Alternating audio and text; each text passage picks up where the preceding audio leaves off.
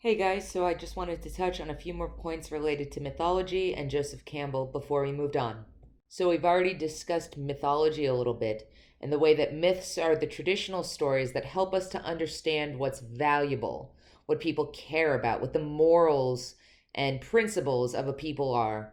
Myths are the way that these morals and principles are passed on to future generations through storytelling and folklore and other things like that. And we've talked a little bit about how culture is built on patterns. So I want to talk about one of those type of patterns right now, which appears a lot in mythology.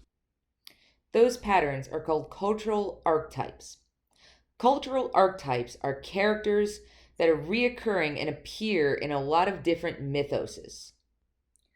There are 12 main cultural archetypes that are used commonly by folklorists as well as people in other disciplines like marketers and psychologists, etc.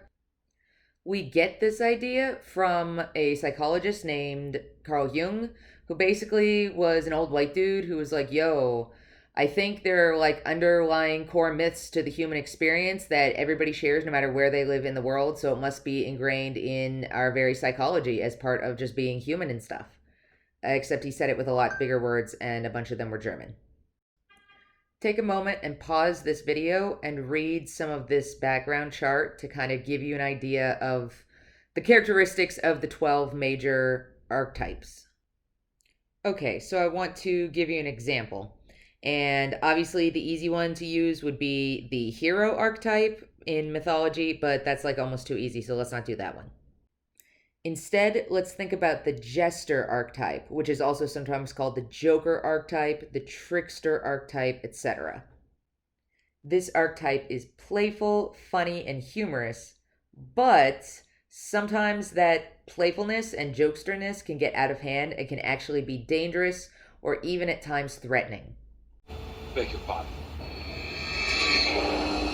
No!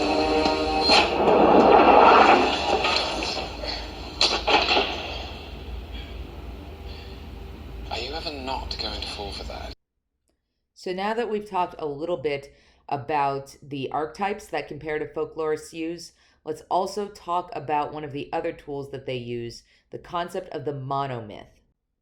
So the monomyth says that not only are there core kind of archetype characters that are used cross-culturally, but there are also certain mythic stories or progressions or like plot lines that appear in mythologies across the world. And so these plot lines, these monomyths, have to kind of reach down to our core human experience because that's why so many different cultures can have examples that people can relate to. Probably the most famous example of the monomyth is the hero's journey, which has been articulated by Joseph Campbell in his book, A Hero of a Thousand Faces. The hero's journey is the monomyth that Joseph Campbell lays out, and it's basically a plot line that every major hero in every major myth that you've ever been familiar with follows. Luke Skywalker, Neo from the Matrix, Jesus Christ, the Buddha, all of these figures go through the same hero's progression, the same journey, and go through the same steps because it resonates with us on some kind of core level.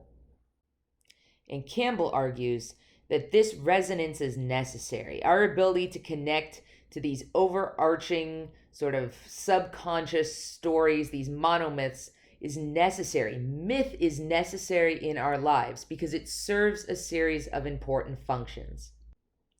Campbell takes a very functionalist approach and argues that there are four main functions of myth.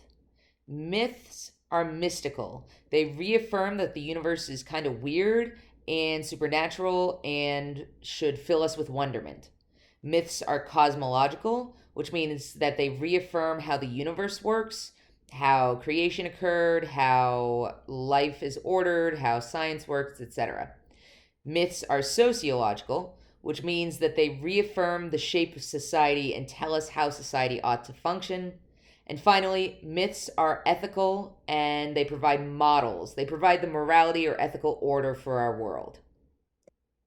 I also want to make one more point from Campbell. Campbell argues that what we have today is a demythologized world. And he argues that we have past myths, myths of previous societies, And we don't really teach those to kids anymore. We don't really emphasize the important values that were drawn from previous myths. And we also don't really create myths in the modern world. So we're missing out on an opportunity to tap into those monomyths. But I don't know if I agree with Campbell on that one. To be completely honest, a lot of our pop culture has been oriented around creating modern mythos and reviving some of the past mythos that we may have forgotten. So, have we really left the monomyths behind, as Campbell claims? Well, that's for you to decide and for us to debate this semester.